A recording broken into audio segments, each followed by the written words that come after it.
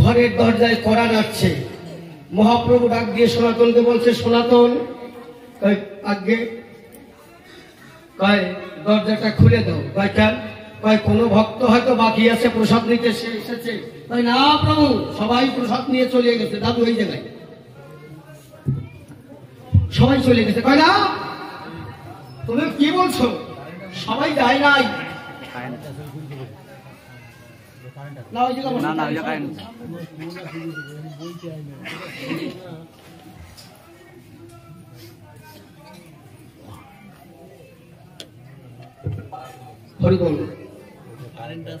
নাই কারেন্ট নাই, বসেন তো, কোনো কারেন্ট নাই।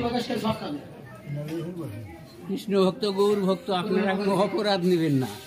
এই নাসারাও বান্ধা নাতি তো বলছে এখানে বসতে হবে, এখানে আমাকে আসতেই হবে, কিছু করার উপায় নেই। ব্যাপারটা কি একটু কথা করি। আমাদের যে দাদু গুরু কবি অমূল্যরতন সরকার, আপনারা জানেন তো সবাই, ওনাকে আমরা আমাদের ভগবানের রূপে দেখতাম। এই কয়েক বছর আগে উনি গান গাইতে গেছে, আমার গুরুদেব অসীম বাবু আর উনি। তা চিন্তা করলাম দাদু যখন আইসে আজকে একটু দেখা করিয়ে দেয়। তা উনি যাইয়া ওই সেলুনে গেছে।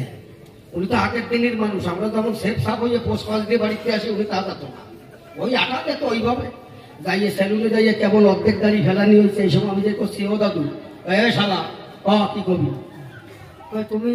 তুমি এখন পাইলে উঠবা আমার গুরুদেব অসীম সরকারের সাথে।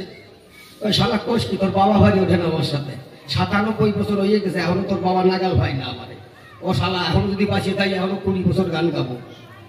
এই যে কি বলবো, যে করোনা, এই সময় তো আর আমার দাদুরি সামলো না। এমন পাইছি তা তো না, কেউ আমরা আসতেও পারলাম না নাকি।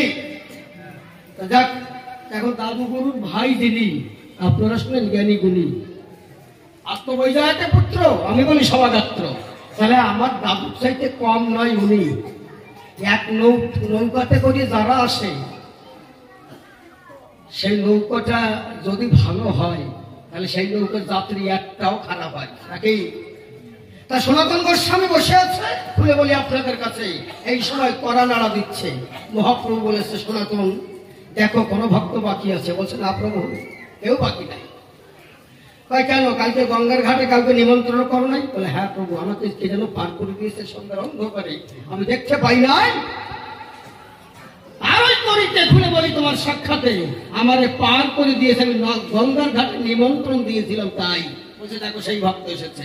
যখন ঘরের দরজা দিয়েছে খুলে, কি বলবো আপনাদের সভা বলে, তখন সনাতনে দেখিবারে পায়। কি বলবো, সভা দল তোর আখির পাতে ঝরছে জল। দরজা খোলা পেয়ে ছুটে এসেছে, যেখানে বসে আছে এবার প্রভু আর সনাতন এক আসনে পাশাপাশি। বলি আপনাদের সভায় পাশাপাশি দুইজনে বসে আছে। কুম্ভিনী ঘরে গেছে, মহাপ্রভুর পায়ে এক হাত, সনাতন গোস্বামীর পায়ে এক হাত যখন রেখেছে, খুলে বলি আপনাদের সাক্ষাৎ।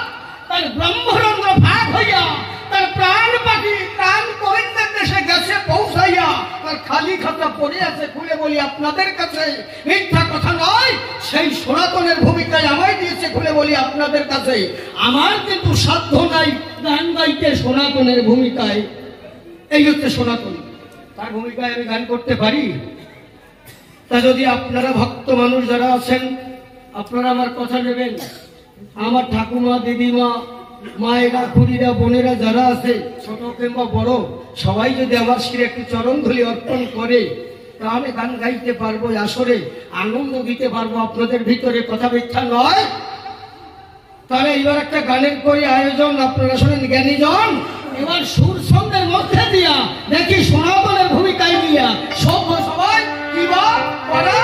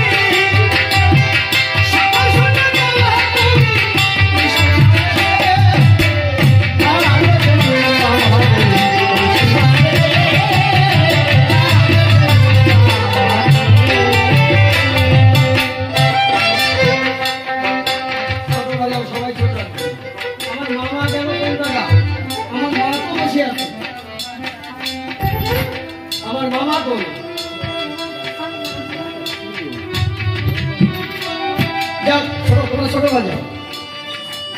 আচ্ছা, আপনারা বাঁশি শুনতে পাচ্ছেন? এখনো বৃন্দাবনে বাঁশি বাজে। এই ও দাদুরা, শুনতে পাচ্ছেন? আমি শুনতে পাচ্ছি, আপনারা শুনবেন? শুনবেন না? আমার মদন মুখ বহন সদা সর্বকাল অনন্তকাল ধরে বৃন্দাবন ধামের প্রথম দরজায় বাঁশি বাজায়। কেউ না শুনলেও বাঁশি আমি শুনি, মিথ্যা কথা নয়।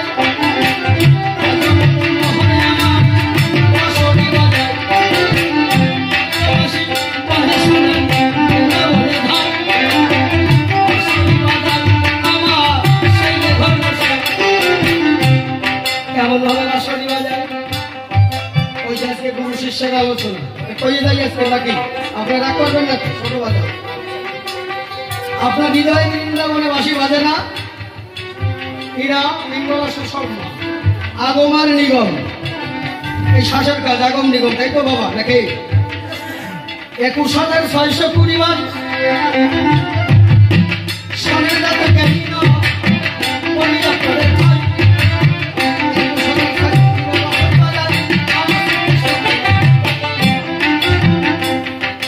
বাঁশি বাজে কোথায়?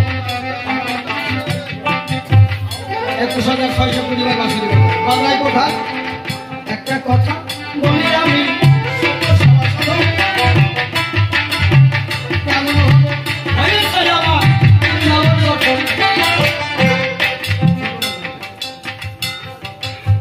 সাড়ে 3 কোটি নারী দ্বারা দেহের গঠন হয়।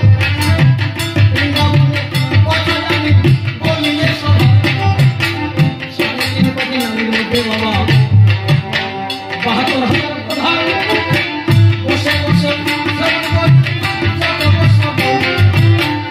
72,000 নারীর 700 নারী রয়েছে প্রধানমন্ত্রী শাসনে সবাই রয়েছে। 700 নারীর মধ্যে 124 নারী প্রধান ধৈর্য ধরে বসে বসে 124 নারীর মধ্যে নারী আছে। এই কথাটি বললাম আমি শত শত, তার মধ্যে 3টে নারী করেছে নির্বাচন। নির্বাচন করতেছে আমার প্রশ্ন শুনবে।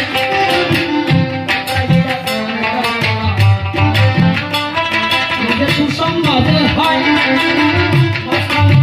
সুসংবাদ প্রশ্ন চাইতে। একটা হীরা একটা পিঙ্গলা মাঝে সুসংবাদ। এই সুসংবাদের মধ্যে দিয়া সূক্ষ্মরূপে একটা নারী প্রবাহিত হয়।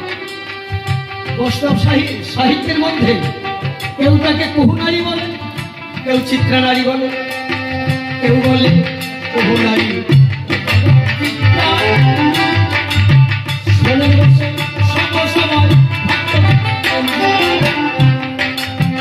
এই সূক্ষ্ম নারীর মধ্যে দিয়ে বাবা একটা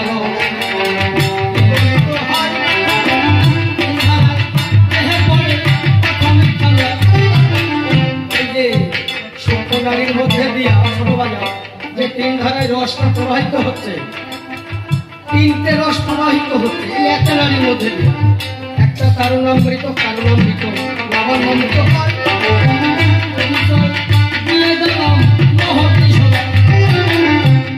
এই কারণামৃত কারণামৃত এই যে ধারায় একটা রস বিগলিত হয়।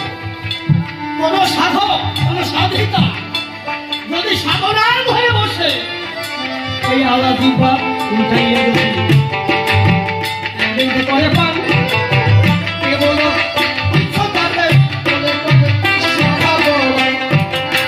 আমার কৃষ্ণ ভগবান কথা নয়।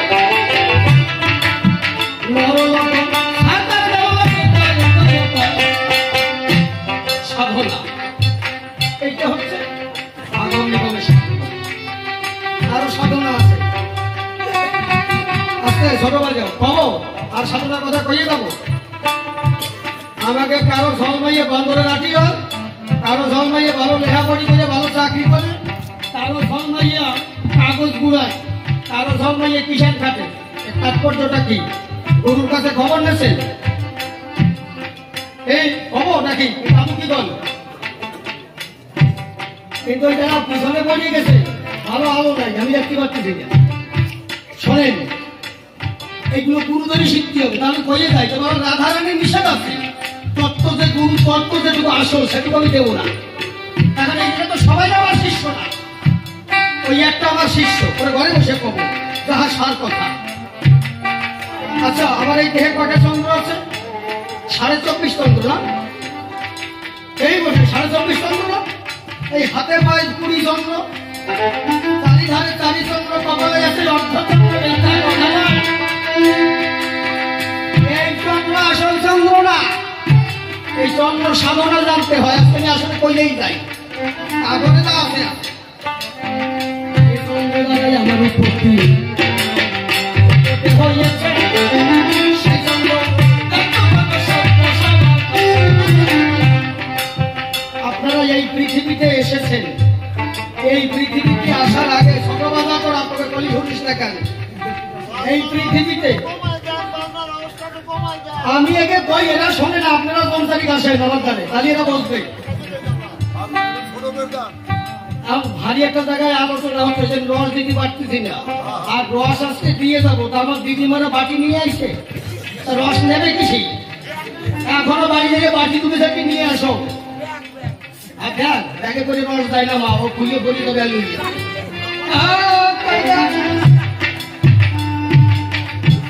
রসের বাটি আনতে হবে, ওই যে থালা বাটিতে ভাত খাও ও বাটি না, এ বাটির কথা কইয়ে যাচ্ছি। শোনো বাবু, আপনারা ধৈর্য ধরে কষ্ট খাবেন তো, তাহলে আমি কইয়ে যাই। তারপরেও জবাব আমি দেবো। আজকে সার কথা কইয়ে যাবো, কিন্তু কবি গান গাইতে এসেছি, আঞ্জনতি করতে আসি নাই। তাকে আজকে কবি গান নিয়ে যাবো নাকি?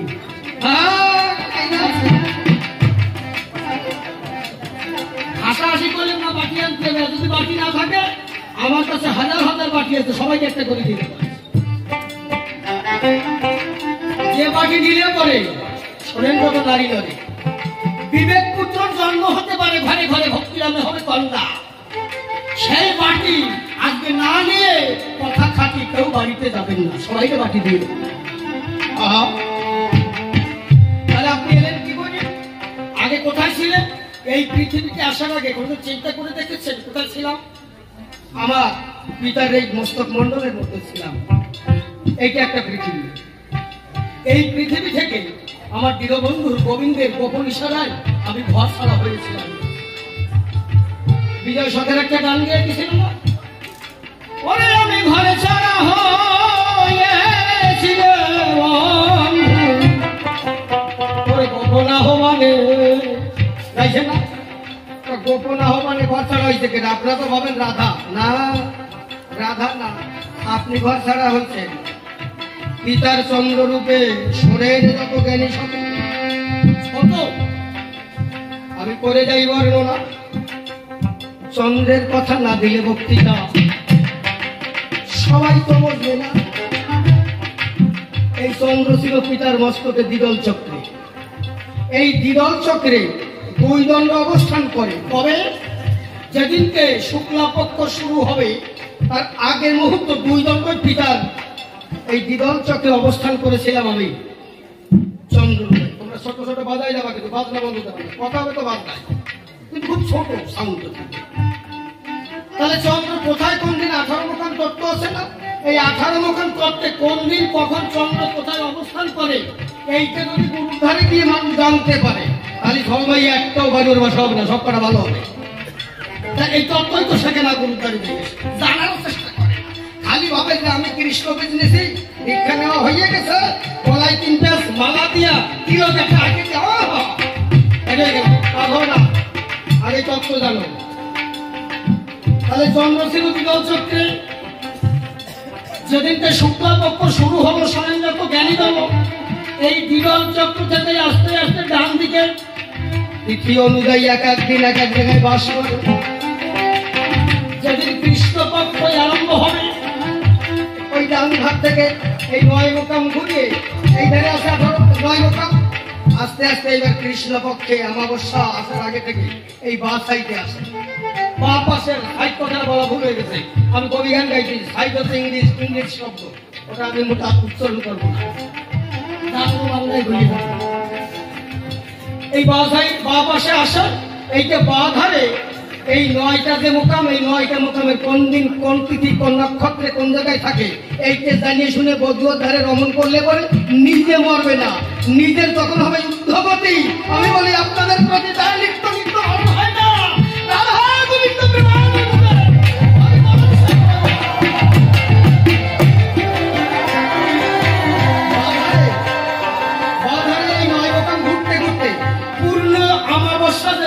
এই চন্দ্র কোথায় গিয়ে স্থান না, পিতার বা পায়ের বৃদ্ধাঙ্গের তলে পূর্ণ অমাবস্যায় গিয়ে অবস্থান নেয়। এই কয়দিন আগে প্রতিপদ দ্বিতীয়া তৃতীয়া চতুর্থী পঞ্চমী সপ্তমী অষ্টমী নবমী দশমী একাদশী দ্বাদশী ত্রয়োদশী চতুর্দশী পূর্ণ অমাবস্যা যেদিন, সেই দিন বাম পায়ের বৃদ্ধাঙ্গের নিচে আমার পিতা আমি অবস্থান করেছিলাম। এই চন্দ্র এইভাবে থাকে পিতার মস্তকে। কোন একদিন আমার মা গিয়ে আমার পিতাকে সোহাগ করেছিল, আমার পিতা ভালোবাসে আমার মাকে আলিঙ্গন দিল। এই আলিঙ্গন দেওয়ার পরে তার এই জীবন চক্র ছেড়ে আমার মায়ের গর্ভে ধরে আমি যখন বিবাহিত হই, 10 দিন পরে এলাম এই মৃত্তিকার উপরে। আমি মানুষ রূপে দণ্ডায়মান হইয়া আপনাদের সম্মুখে কথা বলব। এই হচ্ছে তত্ত্ব, এই আগম নিগম জানতে হবে। আরো এই কোন দিন কোন তিথিতে কোন জায়গা বাস করে, যারা শিক্ষাগুরু তাদেরকে ধরবেন। ওরা যদি না কইতে পারে আমার ফোন নাম্বার রেখে দেবেন, আমার কাছে প্রশ্ন করবেন, জিজ্ঞাসা করবেন, পার্সোনাল ভাবে আলাদা ভাবে খাওয়া যাবে। এটা বাজারে খোলা বাজারে ধন দেওয়া যাবে না। মানুষ ডেলি ডেলি দাঁড়িয়ে মরিয়ে মরিয়ে সব হয়ে যায়, বাঁচার চেষ্টা করে না। গুরু ধরে কেন? এই জীবন শরীর বাঁচাবার জন্য গুরু ধরে। আপনারা গুরু ধরেছেন, ছোট একটা কথা বলি, আপনারা কেটি কুকুর চেনেন? কেটি কুকুর চেনেন? এটা কেটি কুকুর মানে মাইয়ে কুকুর জানে করে। আর ওই একটা আছে পুরুষ কুকুর, একটা হচ্ছে কেটি কুকুর, ওটা মাইয়ে কুকুর পায়। ওরা তো দীক্ষা দেয় নাই, গেছে নাকি? একটা কেটি কুকুর ধরে আর একটা পুরুষ কুকুর ধরে একটা খেসা বানাবেন, বড় দেখে ভালো লোহা পাট দিয়ে খেসা বানাই, ওর মধ্যে আদর করে বসবেন, ডেলি ভালো ভালো খাওয়া দেবেন। ওই কেটি আর ওই কেটির বেটা যেটা জুটিয়া, ওই এক ঘরে থাকবে 1 বছরে, এরা মিলন বাসরে যাবে না। এরা দীক্ষা নাই, এরা সাধন ভজন বোঝে না, তার প্রকৃতির নিয়ম মানে। এই মানুষ বুঝলো না, এই জন্য মানুষ অল্প বয়সে শুকিয়ে যাচ্ছে। 120 বছর বড় মানুষ 60 বছর পরে গায়ে হাত চলে না। এত বলতে না দেন, আমার কত বয়স হতে পারে আপনারা বলবেন? হ্যাঁ, তা তো হয়েছে। আমার 63 বছর বয়স। আমার মেজদা আপন ভাই, এক মার পেটের ভাই, ওরা 67-68 হয়ে গেছে। আমার এই 63-64, এখনো 20 বছর গুটোইয়ে গান গাবো। কিন্তু আমার দাদু যেরকম নিয়ে গেছে করোনায়, ওই জন্য আমার নিয়ে যেতেন সত্যি আর গাওয়া যাবে। আগে দেহকে রক্ষা করতে হবে। আলি গেলাম আর কই আসলাম, এটা নয় সাধারণ ভজন। গুরু ধরে শিখতে হবে, তারপর করো। হা হা হা হা।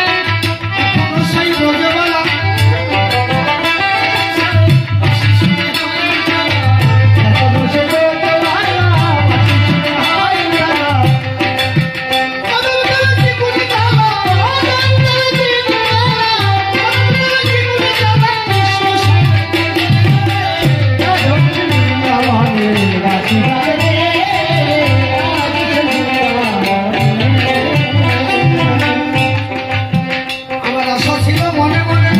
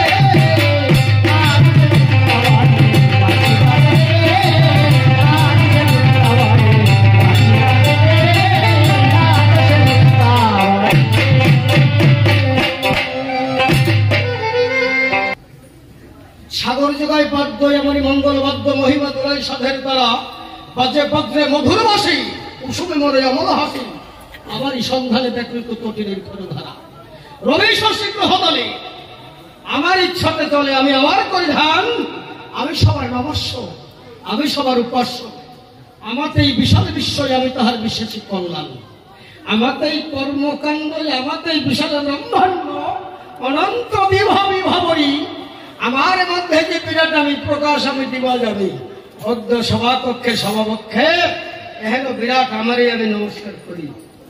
যাই হোক মনসিকতা শেষ করে কবি কাব্যের সূত্র ধরে সভাকক্ষে দাঁড়াইতে চাই।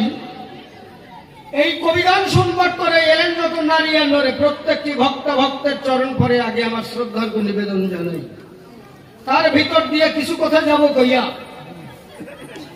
মাসখানেকের মাস দেড়েকের আগের কথা মিথ্যা কথা নয়। আপনারা শোনেন জ্ঞানীগুলি আমার মামার সম্পর্কে হয় অপূর্ব। এই পাড়ায় তিনি একজন কৃষ্ণ ধনে ধনী। আমি দিয়ে যাই পরিচয়। আমার সুরজের কাছ থেকে আমার ভাই সুরজের কাছ থেকে নাম্বার নিয়ে আমারে ফোন করিয়া মামা তখন ডাক দিয়ে কয় খোকা আমার কথা নিবি আমাদের এই বেথুয়া হরিনারায়ণপুরে আমাদের একটু বৈষ্ণব সেবা করে একটু গান গাবি। আমি বলেছি মামা যখন তুমি সুরজের মামা হও তুমি আমার কথা নাও তাহলে অসুবিধা কোনো জায়গায় নাই। তা সেই কথাই অনুপাতে আপনাদের সাক্ষাতে আজকে কিন্তু আমি কবি গান গাই।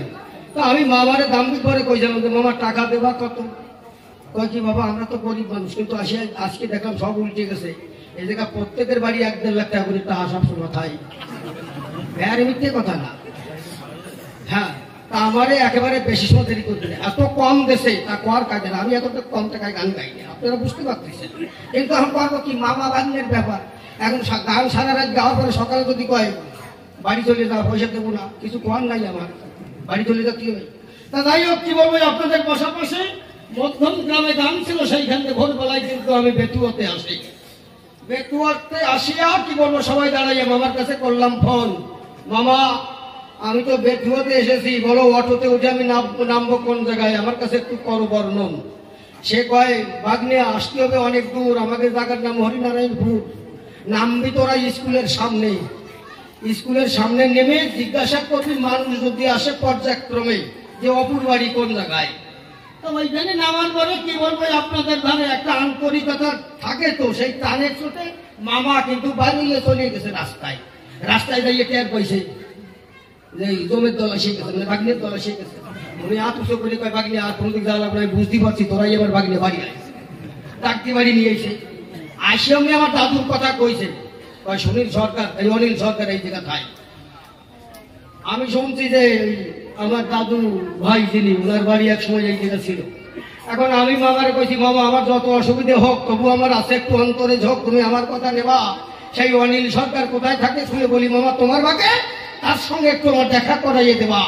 খুলে বলি আপনাদের নিকটে তারা শোনার মানুষ বটে মিথ্যা কথা নয়। তা আমার দাদুর সঙ্গে যদি দেখা হয় কি বলবো মামা সভ্য সবাই তাহলে তার কাছ থেকে একটু আশীর্বাদ নেওয়া অধিকার ভগবান দিয়েছে আমায়। সেই সূত্র ধরে আমি বসেছিলাম ঘরে। এই সময় আমার ছোট দাদুগুরু গিয়ে দিয়েছে দর্শন। কি বলবো আপনাদের সাক্ষাতে যখন গেছে আমার ঘরেতেই আমি মুখের দিকে চেয়ে বারে বারে করছি নিরীক্ষণ। একটা কথা বলা ভালো, আমি দেখতে পাই আমার দাদুগুরু যে ছিল রত্ন অমূল্য, তার মুখের ছাপ কিন্তু তার মুখের মধ্যে দিয়ে প্রকাশ পায়। তখন আমার চোখের পরে জল ছল ছল, কি বলবো আপনাদের সবাতল। তখন আমি আমার আসন ছেড়ে উঠে আসি দাদুর কাছে এসে, কি বলবো আপনাদের পাশে আমি পায়ের উপরে পড়ে তার পায়ের ধুলো নিয়ে মাথায় আমি হলাম খুশি যে আমি আমার মানুষের দর্শন পেয়েছি। কি বলবো আপনাদের কাছাকাছি দাদু, তাহলে এই গ্রামে যত মানুষ বাস করে খুলে বলি দাদু আপনার দ্বারে সবাই তো তাহলে সোনার মানুষ, একজন আমার কথায় হবে না অখুশি। তাই যেখানে আমার দাদু অমূল্য রতন সরকার জন্মগ্রহণ করেছিলেন, আপনারা সেই দেশের মানুষ, আপনারা আমার কথা নেবেন। আপনাদের গ্রামখানা ধন্য আমি মানি সর্বদাই। আজকে ভারতবর্ষের যে প্রান্তে যাব আমি এই হরিনারায়ণের পুরের কথা সব আসরেই কব। আজকে আমার দেখে ভালো লেগেছে আমার হিয়ায়, তাই আপনারা একটা ঘড়ি দেবেন। বলেন জয় জয় হরিনারায়ণপুর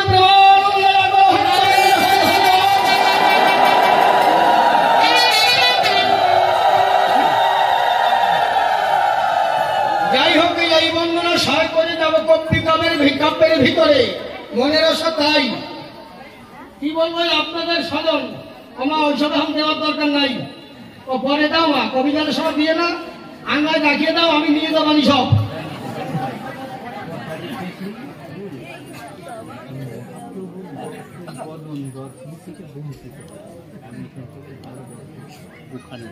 আচ্ছা ঠিক আছে, কি বলবো আপনাদের কাছে এইবার আমার পিছনে যা পড়িয়ে গেছে আমার আর ওই কথা দিয়ে দরকার নাই। আমি খুলে বলি আপনাদের স্বজন এইবার হতে হবে আমার সনাতন। আমি কিন্তু আর অসিত নামে পরিচয় দেব না সভ্য সবার ঠাই। তাহলে আমার নামটি অসিত সরকার, আমি খুলে বলি সভ্য সবার ভিতর। আমার গুরুদেব শিশির সরকার প্রথমবারে আমি তার চরণ করিনি বন্ধন। 12 বছর তার বাড়ি থেকে রেখে সে গান শিখাইয়েছে আমাকে। সেই সম্পদ দিয়ে আমার ভাই বলছে বাবা আমার কথা নেবে, ভারতবর্ষের যে প্রান্তে যাস না কেন সব জায়গায় তোর গান হবে, তুই প্রেমানন্দে কৃষ্ণ গুণগান গেয়ে বেড়াবি। আমার সেই গুরুদেব শিশির সরকারের কথা অনুপাতে আমি ভারতবর্ষের আন্তে প্রান্তে গাহি কবি গান। যখন আমি গান করি কি বলবো আপনাদের বরাবরই সে আমার হৃদয় ভূমিতে তখন নেয় স্থান। সে যত সময় আমার হৃদয় না আসে খুলে বলি আপনাদের সকাশে আমি গান গাইতে পারি না, শোনেন সাধুজন। এই জন্য বারে বারে খুলে বলি আপনাদের ধারে আমার গুরুদেব শিশির সরকারের যুগল চরণ আমি মহতীয় সবাই করিনি বন্ধন। তারপরে বন্ধী মাতা পিতা, এছাড়া সম্পদ পাবো কোথা, আমার তেমন কিছু নাই। মাতা পিতার চরণ সাধনা করে দাঁড়িয়েছি আজ এ আসরে সনাতন গোস্বামীর ভূমিকায় কিছু কথা বলতে চাই। তাহলে আমার নাম যে অসিত সরকার, খুলে বলি সভ্য সবার পর সেই অসিত নামের অসিত এখন নাই, সেই নাম বাদ দিয়া কবি কাব্যের ভূমিকা নিয়ে সনাতন রূপে আমি দর্শন দিলাম সভ্য সবার ঠাই। তাহলে সেজন সোনার মানুষ বটে, কি বলবে আপনাদের নিকটে আমি জীবনে তারে দেখি নাই, চিনি না, তারে জানি না, তার নাম জানি না, ধাম চিনি না, তবু সেই ভূমিকা নিয়ে আমাকে একজন গাইতে হবে গান। হে সনাতন গোসাই কি বলবো, তুমি আমি তোমার ঠাই, তুমি যে দেশে থাকো তুমি আমার কথা রাখো, আমার ঋণ পত্রে বসে তোমার কথা তুমি কও। আমি একটা ক্ষুদ্র শ্রোতা হইয়া শ্রোতার তরুণ পাশে বসে বসে তোমার এই মুখের কথাই আমি শুনিবারে চাই। যাই হোক সনাতন গোস্বামীর চরণ বন্দনা করি, দাঁড়ালাম আমি সভ্য সবার ভিতরে, তার চরণে করি প্রণিপাত। গোসাই তুমি আমার কথা নিও, তুমি আমার হৃদয় আসিও, পুরাই মন মনসাত পলনিকাই গৌর সীতানাথ প্রেমানন্দে হরি হরি।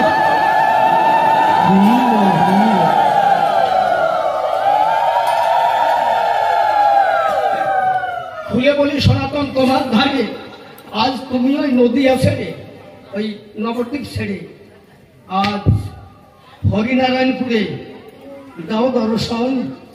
তুমি না আসলে করি গান কি হতে পারে সনাতন, তোমার কাছে আমি করি নিবেদন। যাই হোক এবার সনাতনের ভূমিকা নিয়ে কিছু কথা যাবো কইয়া, আপনারা সুখী সাথে বসে আমার কথা করবেন না করলো। আমার বিপক্ষে কবি যিনি, আমার গুরু ভাই উৎপল সরকার গুণমণি, রসভাসে অনেক কথা জানি, বাক্যবাণে আমায় করেছে জর্জরিত। ওই আমার গুরুদেব সনাতন বটে, খুলে বলি সবার নিকটে, সে অনেক জানে সত্য তত্ত্ব, তার কাছে কিছু জানবার আছে বাসনা। আপনারা শোনেন জ্ঞানী জনা, প্রশ্ন করিয়ে গেছে কয়েকখানা মিথ্যা কথা নয়। এই প্রথম প্রশ্ন কি দিয়েছে বলতে কি আমার কাছে, সংকীর্তন কাকে বলে? আচ্ছা এই আমি কব কি করে সবার ভিতরে? বলেন দেখি আপনারা জ্ঞানী জনে বিচার করে, তাই নাম তো আমরা করি, কিন্তু সংকীর্তন কারে বলে এ তো আমি বলতে নাহি। তবে সাধুগুরুর মুখে আমি বলি সভ্য সবার বাকে, যতটুকু করেছি শ্রবণ অনেক অনেক শাস্ত্রগ্রন্থ দেখিয়া, যেটা আমি উপলব্ধ করিয়া আমি যেটুকু করেছি হৃদয়ঙ্গম, সেইটুকু তত্ত্ব কথা দিয়ে যেতে হবে বক্তৃতা। আপনারা সুপবিত্র পবিত্রতা বসিয়া বিলক্ষণ আমার এই কথাগুলি শোনেন, যত জ্ঞানমণ্ডলী হৃদ ভাঙ্গে করবেন আকর্ষণ। তাহলে নাম সংকীর্তন কারে কয়, এই প্রশ্ন দিয়েছে সবাই। তারপরে কি কইছে,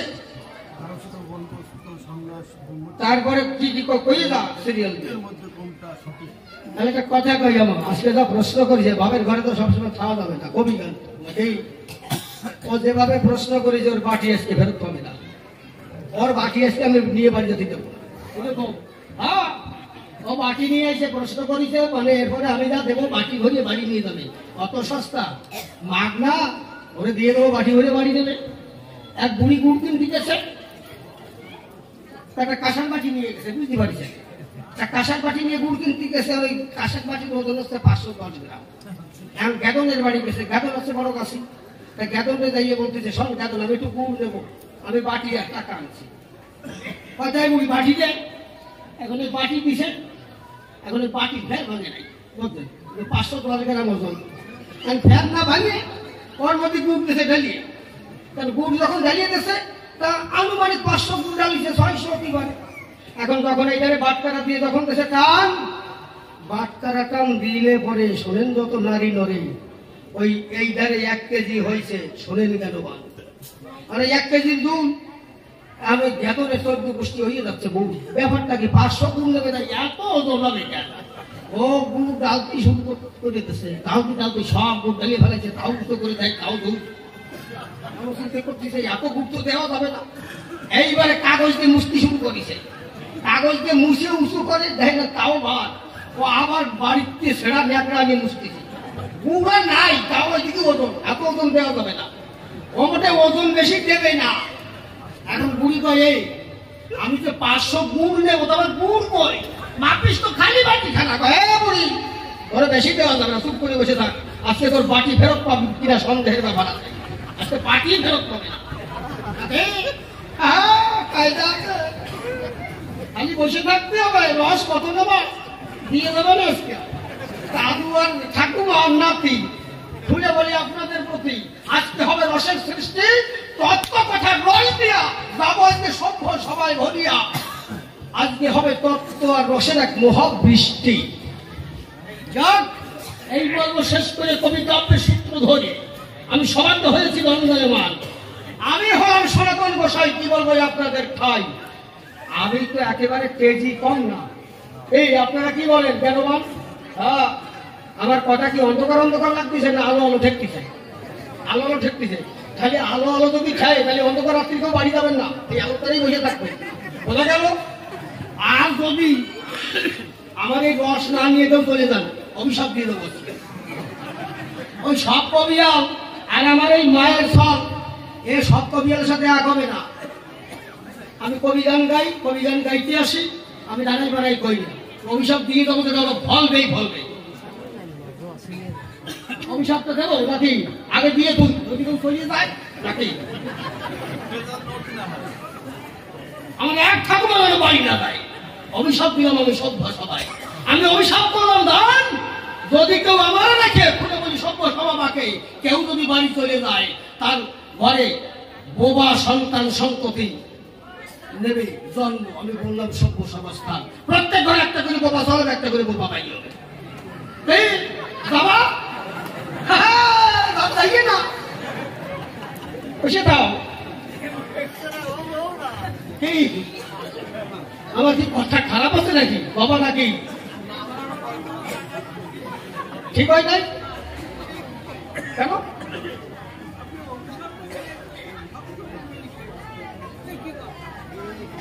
ওরে বাবা অভিশাপ দিচ্ছি যে ওটা হবেই বাবা, এর বিরিয়ানি যাবে না। আপনি যতই ঝগড়া করেন চলাকাট নিয়ে এসে বাড়লে আমি অভিশাপ দিতে না। একটা করে পুত্র হবে বাবা, একটা করে কন্যা হবে বাবা। ভক্তি নামক হবে কন্যা, বিবেক নামে হবে পুত্র। আমি অভিশাপ দিলাম সবার দায়িত্ব। যারা যারা গুরু ধরেছেন সবাই আমার কথা নেবেন। গুরু কৃপাক্রমে হবে বিবেকের বিবেক পুত্রের জন্মগ্রহণ। গুরু কৃপাক্রমে কন্যা রূপে ভক্তি নামে কন্যার জন্মগ্রহণ করবে। প্রত্যেকটা ঘরে ঘরে সবাই আমার গোবিন্দমুখী হবে, কৃষ্ণ গুণগান গাবে, সবাই কৃষ্ণ গুণগানে হরিনারায়ণ নারায়ণ মুখরিত করে। এইটা আমি অভিশাপ দিলাম সভ্য সমাজ।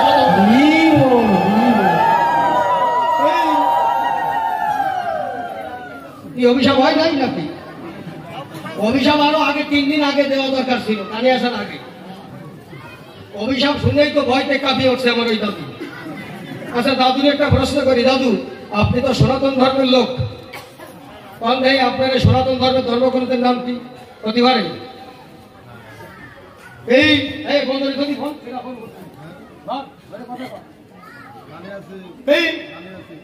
সনাতন ধর্মের ধর্মগ্রন্থের নাম তোমরা জানো? আমার মা তাই খেতে নাই, যে গর্ব থেকে আমি আসলাম এই জগতে, আমার মাও জানে না। ও চোখ দেখলে আমি বুঝি, আমি তো আজকের মানুষ না। এই জায়গায় একজন মুসলমান মানুষ ছিল, একজন ইসলাম ধর্ম আছে না, তলিয়ে গেছে না, উনি রস নেওয়া বন্ধ থাকতে পারে নাই। একজন মুসলমান পাড়ে যাই একটা বাচ্চা ছেলেকে ধরিয়ে জিজ্ঞেস করবেন, এই খোকা তুই কোন সম্প্রদায়ের লোক? কবে আমি ইসলাম ধর্মের লোক। বাবা তো সনাতন ধর্মের সার ধর্মগ্রন্থ কোনটা? কবে কোরআন শরীফ। আপনারা কতি বললেন না কেন? এই ইসলাম ধর্মের কবে কোরআন শরীফ। আর আপনারা সনাতন ধর্মকে প্রতি বললেন না, কি করে হবে? এই জন্যই সব জায়গায় গান গাইতে যাই আমি কই কি, পাড়ায় পাড়ায় একটা করে ছোট্ট ধর্মশালা খোলো। এই বাড়ির ছেলে পুলেদের স্কুল কলেজের পড়ার মাধ্যম দিয়ে একটা করে শ্লোক গীতা পড়ান। একটা করে শ্লোক যদি গীতা পড়তে পারে কোনো বাড়ির ছেলে বলে, সে ওই বড় ডিগ্রির জায়গায় পৌঁছতে পারবে, তাহলে পৌঁছনি অত সোজা না। তা আপনারা আজকে হরিনাম করে যাচ্ছেন, আপনাকে পরে থেকে হরিনাম করবে তা তৈরি করে ঠিক হবেন না নাকি? খালি আপনারা মালা টিপে গেলেন আর তিলক কেটে গেলেন, পরের কোটাতে মদ খাওয়া শেখলো, দেখা কাট না কেন? খালি আসি গেলাম লাগিয়ে গেলাম, এগুলো শিখতে হবে। আমার সনাতন ধর্মের গাফিলতি এইগুলো। সনাতন ধর্মের প্রত্যেকটি পাড়ায় ছোট্ট করে একটা ওই ধর্মশালা খুলতে হয়, সবাইকে নিয়ে বসে ধর্ম আলোচনা করতে হয়। মুসলমান দ্বারা ওরা ধর্ম না শিখে করে না। আর আমাদের হিন্দুরা টাকা চলেটা তো অভিসভায় যায়, কই না আমার স্বাস্থ্য খারাপ, আমি যাতে পারবো না, সব হয়ে যায়, দুদিন মধ্যে মরিয়ে ফুটে ধান লাগিয়ে যাবে, তবে অভিসভায় যাবে না, কৃষ্ণ কথা শুনবে না। এই হচ্ছে আমার সনাতন ধর্মের সঙ্গের দোষ। আমি প্রত্যেকটা আসলে এই কথাগুলো বলি যে আপনারা সময় থাকতে সজাগ করেন। কি বাবা খারাপ কথা বলার নাকি? এখন তো কত ভালো, বাড়ি দিয়ে তো উঠে যাবা। এখন তো আমার সামনে ভালো হয়ে যাচ্ছ, বাড়ি যাইয়ে উঠে যাবা। মাস্টার যখন পড়ায় ছাত্রের কয় বিদের বেদের বাড়ি দিয়ে কয় কালকে ভাড়া করে আসবি, ফাঁকায় হাস ভাড়া করবি, হ্যাঁ করবো। তারপর দিন এসে যাই পারে ওরা দুই পিঠের কান করে বাড়ি। আমার মানুষের অবস্থা হচ্ছে তাই। ধর্মটা জানিয়ে শেখেন। আচ্ছা আপনারা ওই সরস্বতী পূজা গেছে না কয়েকদিন আগে নাকি?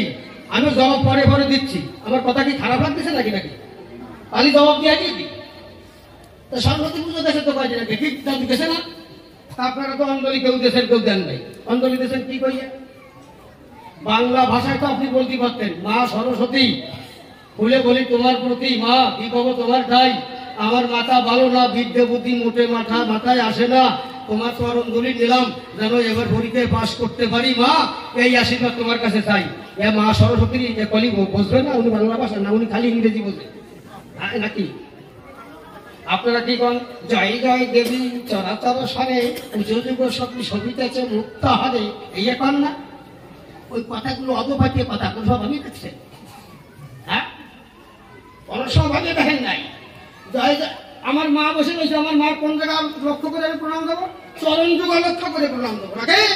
দাদু কি বল? তা আমার মায়ের কি এই বক্ষ সুধা দর্শন করে প্রণাম দেবো নাকি? নাকি আপনারা কি করেন? তাহলে আমার মা সত্যি কি বলছে? জয় জয় দেবী চরাচর সারে কুচু যুগ সবিতে যে মুক্ত হারে।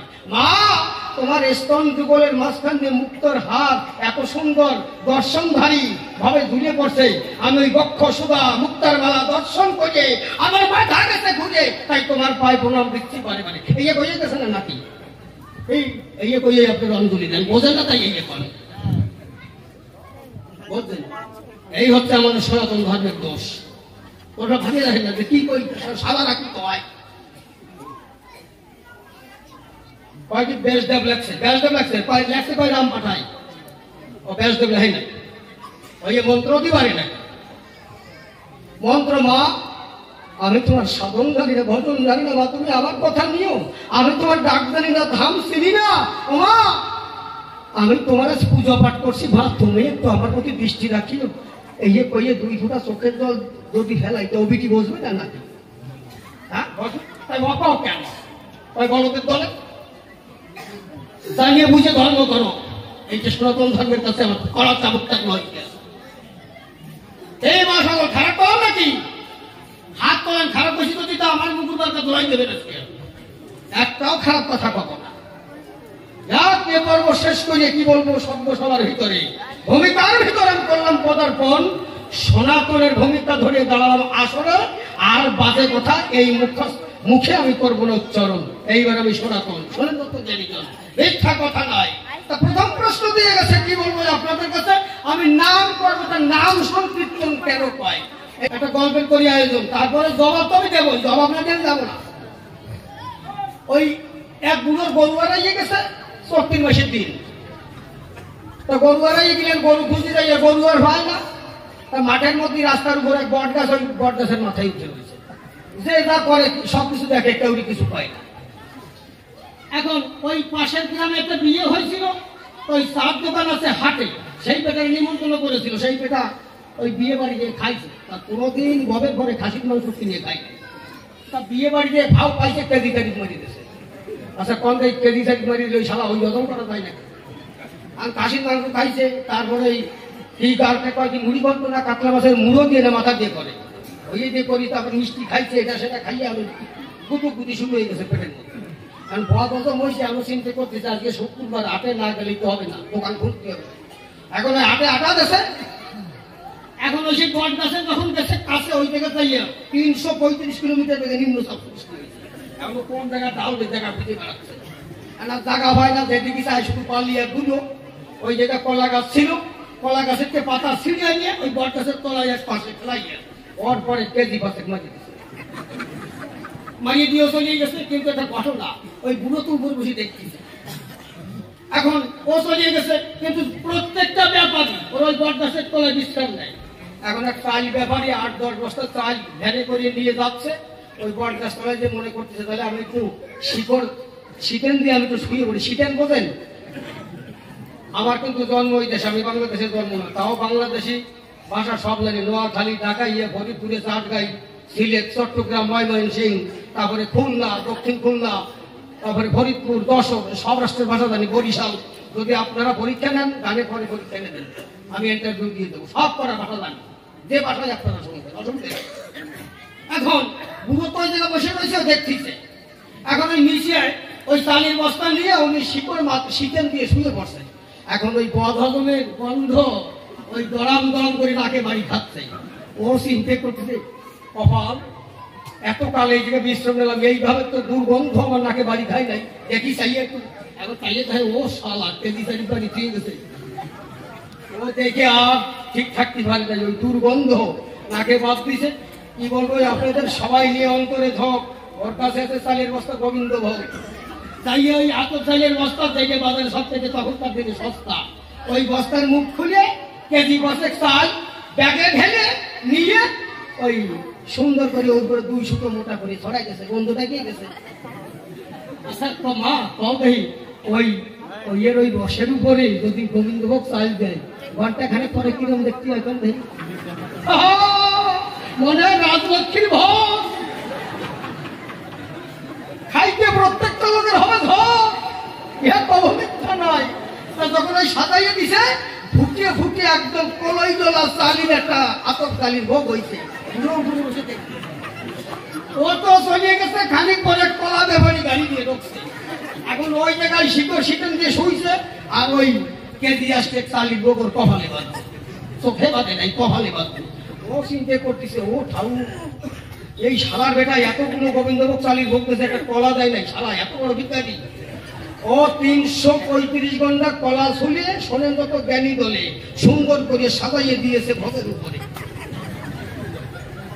খালি দেখতে কিরম হয়েছে, দেশে সবজি কলা, ওই গোবিন্দভোগ চালের গন্ধ আর সবজি কলার গন্ধ, দুই গন্ধ একসাথে বৃষ্টির গন্ধ আড়াল হয়ে গেছে। নাই এখন সুন্দর একটা গন্ধ হয়েছে, ওই পরিবেশ মরিয়ে গেছে। এখন ওই পুকুরি যাইয়া হাত পাও ধুয়ে মাল কাঁচা দিয়া ওই জায়গা 12 আনা পয়সা রাখছে। কয় মা তোর ঠাউরির ভোগ আমি তো তালাশ করে দেখলাম না। কয় মা আমার কথা নিস, এই 12 আনা দিয়ে গেলাম, এইটা রাখিস তোর আসলে। এইবার যদি আমার কলাই যাইয়াতে ভালো বেচা কেনা হয়, সামনে কাঠে 1.5 টাকা দেবো, এ কইয়ে ওন সেবা টেবা দিয়ে চলে। পরে এক গুড় ব্যাপারী গাড়ি নিয়ে সব ঢুকিছে চলে যাওয়ার পরে। এখন ওই জায়গায় সেটাই এত চাল দেশে কলা দেশে একটু গুড় দেয় নাই, ও দোল ছিঁড়ে গুড় হয়ে ওর উপর চাপাইছে, খেজুরে গুড় নলিয়ান গুড়, ওদের নলিয়ান গুড়ি কি সেন্ট, এই আবার ইংরেজি করে ফেললাম। এখন এই সবরি কলার গন্ধ আর গোবিন্দভোগ চালের গন্ধ আর নলিন গুড়ের গন্ধ, তিনটে একসাথে হইয়া একেবারে আমার ইচ্ছে করছিল খাই, কেমন নিচে হইয়া বলে আমি খাই নাই, আমি ছিলাম খাই নাই, আমি জানি তো ফল। এখন ও চলে গেছে গুড় দিয়ে, এইবার দুধ কাঠিয়ালা ঢুকছে, ও শালা ওই জায়গায় সঙ্গে করছে। এখন ওই ভোগ দেখে চিন্তা করতেছে, ওরে শালারা এত বড় ভোগ সাজাইছে, একটু ধূপকাঠি দাঁড়াই নাই, 14 প্যাকেট ধূপকাঠি খুলে ওই জায়গায় ওম শ্রী বিষ্ণু কইয়া ওর বাপের নির্ধারণ তো করতেছে। দাদু ভাই আমি একটা বাংলা কথা কই, গৃহবাদ্য আগে কব। আচ্ছা আগে কব, এটা শেষ করে রয়ে যাবে। এখন বসে থাকতে পারি আমি সারা রাত করি দেবো, আমি তো ভালো কথা কবই, কিন্তু শোনেন আপনার বাড়ি বালাম চাইল আছে 95 টাকা কেজি, খালি বালাম চাইল যদি রাঁধিয়ে দেই আর একটা কাঁচা লঙ্কার নুন দিয়ে বেশি খাইতে পারবেন না, ওর সঙ্গে খাসির মাংস এটা ওটা দিয়ে ওটা আবার যদি ভাত খাবেন। অভিযান হচ্ছে তাই, এই রসের কথার মধ্যে দিয়া কিছু ভালো কথা মানুষের কর্ণকুহর দিতে হবে তুলিয়া। অভিযান হচ্ছে সমাজ চেতন, সমাজ দণ্ড, সেটা আমি দিয়ে দেবো, পয়সা তখন নেবো, আমি কম খেয়ে দেবো না। এ অন্য বাবদ কবি আল্লাহ, এটা অমূল্য সরকারের নাতি ছেলে, হাঁটু দিয়ে বলে গান দিয়ে দেবো, বসে থাকে। এখন অত ধূপকাঠি তলায় চলিয়ে গেছে, সেবা টেবা দিয়ে গেছে। হাটের থেকে তৎকালীন দিনে আপনারা যখন হাট করতেন একসাথে 40-50 জন যাত, মামা দেখে নাই, আমার এই দাদু দেখছে বাংলাদেশের, মামা যদি অল্প কয়েকদিন আসে তাহলে দেখেছে, তার 7 দিনই ওই ভোগ দেখে মাথা ঘুরিয়ে গেছে। এখন মাথা ঘুরিয়ে গেলে সবাই বসে ওই কলা পাতা ছিঁড়িয়ে নিয়ে তোর লাইন দিয়ে বল, আমি পুকুরিতে হাত ধুয়ে এসে মা খাইয়ে সবাই ভাত করে দিচ্ছি। না আপনারা হাসেন কেন, আপনাকে এই জায়গায় কেউ খাই নাই, আমাকে ওই পয়সা না খাই। এখন ওই যখন ওই কলা পাতা ছিঁড়ে নিয়ে বসে গেছে আশা শুধু ওই ভোগ খাবে, এই সময় ও হাত ধুয়ে আসে একটা করে কলা উঠছে ভালো করে একটু মাখাবে। এই সময় বুড়ো উপর দিয়ে করছে, এ শালা মাখাস কম, ও তলায় শুধু বদ হজম, তলায় তো হাত দিয়ে নেই, হ্যাঁ তলায় শুধু বদ হজম মাখাস কম। প্রশ্ন করে গেছিস তলায় যে বদ হজম তার 4-5 নেই নাকি? মন্ত্র পাইয়ে পুজো দাও, তলায় যে কি তা বুঝবো না? এটা আমার সারে নাই। সনাতন ধর্মের মেন ধর্মগ্রন্থ, যেটা সবচাইতে প্রাধান্যতম ধর্মগ্রন্থ, সেটা হচ্ছে ঋগ্বেদ। লিখেছিল কে? বিশ্বামিত্র। আমি কইয়ে গেলাম সভাগাত্র, এইটা মুখস্থ রাখবেন। কোন মেয়েরা আসে যদি জিজ্ঞেস করে তোদের ধর্মগ্রন্থের নাম কি, মুখে হাত দিয়ে পাবেন হ্যাঁ এই বিশ্বামিত্র আছে ঋগ্বেদ, ভুল হবে না। তুই ঠিক কইছি, তোরা কি ভুল কইছি? আপনারা কি বল? ঠিক কইছি, অসিত সরকার ভুল কই নাই। যাক, এই বিষয় পর্ব দিয়ে বাদ করতে এবার পরিপদার পণ। প্রথম প্রশ্ন করে গেছে, কি বলবো আপনাদের কাছে, কেমন করে মানুষ করবে নাম সংকীর্তন? আচ্ছা নাম কেমন ভাবে করে দেখবেন আমাদের এই নাম সংকীর্তন, তাহলে সংকীর্তনটা কেন কয় এই জবাব দিতে হবে আমার মহতীয় সবাই। আচ্ছা আপনারা এই কয়দিন নাম করছেন, সংকীর্তন হয়েছে দাদু কল হয়েছে? হয় নাই, এক মুখে হোক, এক মুখে হবে। তাহলে আমি কই দাদু ভাইয়া সংকীর্তন হয় নাই। সংকীর্তন কখন হয় আমি বলি সভ্য সবাই। আপনাদের এই গ্রামের গুরুদেব আছে না? আছে তো। ওই গুরুদেব এসে যদি মাঝখানে নাম করে শোনেন যত নারী নরে, যত ভক্তরা যদি চারিধারকে ধরে গোল করে একসঙ্গে আমার গোবিন্দের নাম উচ্চারণ করে তখন সংকীর্তন ভূমিকায় পদার্পণ করে। কেমন ভাবে এইখানে একটু বলতে হবে। আপনারা কৃষ্ণদাস কবিরাজ গোস্বামী চৈতন্য চরিতামৃত ধরে আপনারা দেখবেন অধ্যয়ন করে তার ভিতরে কৃষ্ণদাস কবিরাজ গোস্বামী করেছে লিখন কি বলবো আপনাদের ঠাই রাস্তার মাঝখানে বসেছিল জগাইয়ার মাথায় মদ ঢেলে হাড়ি থেকে পান করছিল তখন। এই সময় নিতই মনে করে ভাবনা নবদ্বীপকে বাঁচাতে হবে, সারা বাংলাকে বাঁচাতে হবে, সকলার দিতে হবে নাম করার চেতনা। এই মনে ভাবনা করে শোনেন যত নারী আর নরে নিত্যানন্দ তখন নাম করতে করতে চলেছিল রাস্তা ধরে। এই সময় জগাইয়ার মাথায় মদ খাই কি বলবো আপনাদের সভায়। এই সময় মাথায় করে বর্ণনা করে জগাই ব্যাগদি হরির নাম করে কেনা ওরে তো ছাড়িতিস না। এই মরা নাম নেয় কেন? আমরা তো মরি নাই, এখন আমরা বেঁচে আছি, শ্মশানে যাই নাই, তাহলে আমাদের ধারে মরা নাম করে কেন? ওরে বাদ বারণ দেয় যেন নাম নেয় না। জগাই বলছে ওই সাধু নাম করে না। নিতাইটা শুনতে কেন? নিতাই নাম করেই যাচ্ছে। যখন নিতাই নাম করতেছে আর দুই ভাই আস্তে আস্তে মদ খাইয়েই চলতেছে, খাইতে খাইতে খাইতে খাইতে নেশা যখন চুর হয়ে গেছে, চুর হলে পরে শোনেন যত নারী নরে নাম যখন বন্দনাহি করে এই সময় ওই কলসি ভাঙিয়া শোনেন সবে বসিয়া ওই কলসির কানা আমার প্রভু নিত্যানন্দের ললাটে ছুঁড়ে মারে। নিত্যানন্দের ললাটে কি বলবো আপনাদের সভাপাঠে যখন কলসির কানা লাগিল রে ভাই, ওই কলসির কানা লেগে রক্ত পরে বেগে যাহা দেখে আর ঠিক থাকার মতো কায়দা নাই। তখন নিতাই জগাই মাদার পায়ে ধরে বলছে নিতাই জগাই মাধাই যদি আমারও ভেলাস মেরে একবার তোরা বল উচ্চেশ্বরে হরে কৃষ্ণ হরে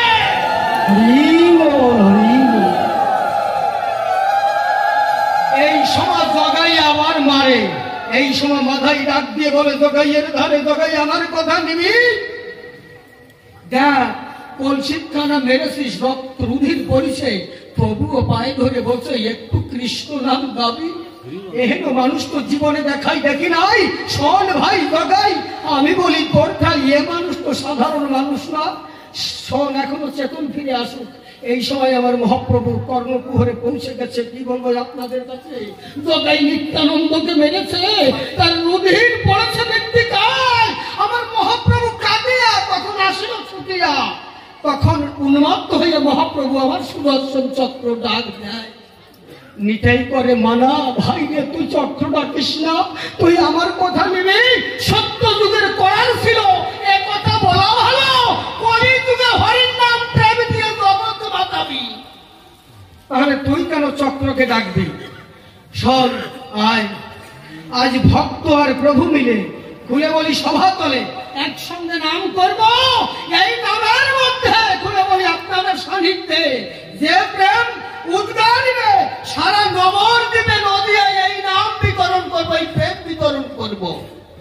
এই সময় আমার মহাপ্রভুকে ঘিরে নিত্যানন্দ ধরে আর জগাই মাথায় দুই ভাই ধরে চতুর্পাশে করেছে কীর্তন, নৃত্য করে আর কীর্তন করে। খুলে বলি আপনাদের ধারে যে নামের নামই নামের ধরে নেমে আসে মৃত্তিকার করে, যে নাম শুনে নামি নেমে আসে। খুলে বলি আপনাদের পাশে তার সঙ্গে থেকে পরে যদি নাম সেইটা হয় নাম সংকীর্তন বলি আমি সভ্য সমাজকরণ। নামে নামে নামলে পরে তারে নাম সংকীর্তন বলে। কলির বাজারে তোর প্রশ্নের জবাব ধরে তোর প্রশ্ন ধরে আমি জবাব করলাম দান, এই নামকে সংকীর্তন বলে যত বৈষ্ণব ভক্ত প্রাণ। বোঝা গেছে দাদু? আপনি আবার অন্যদিক দিয়ে ঘুরবেন নাকি? সেদিক দিয়ে ঘুরলি আমিও সেদিক যাবান, অসুবিধা নাই। এই হচ্ছে নাম সংকীর্তন। যে নাম করলে পরে নামই এসে নামে মৃত্তিকার উপরে। এই নামই নামে যদি নামই না নামে তাহলে সংকীর্তন হয় না, সিঙ্গেল নাম হয়ে যায়। আবার ইংরেজি কলাম কইয়ে যাবো না করে কি হবে? রাম কিরকম গাইতে হয় আপনারা গান না, হরে কৃষ্ণ হরে হরে গান তো। তারপরে অনুকূল ঠাকুরের মতে আছে, ওরা গায় কি জয় রাধে রাধে। তারপরে আর একটা সম্প্রদায় আছে ওরা গান্ধী সম্প্রদায়, তারা গায় হরিবল। তারপরে রাধা পাগলের একটা সম্প্রদায় আছে, তারা কয় আইরে পাগল ওরে পাগল, নাকি দেখছেন না আপনারা? বাংলাদেশে আছে এই আমাকে অনুকূল ঠাকুরের গান কিরকম গায় ওরা কেটে নাকি। হ্যাঁ, জয় রাধে রাধে কৃষ্ণ কৃষ্ণ গোবিন্দ গোবিন্দ হরে, জয় রাধে রাধে কৃষ্ণ কৃষ্ণ গোবিন্দ গোবিন্দ হরে, গোবিন্দ গোবিন্দ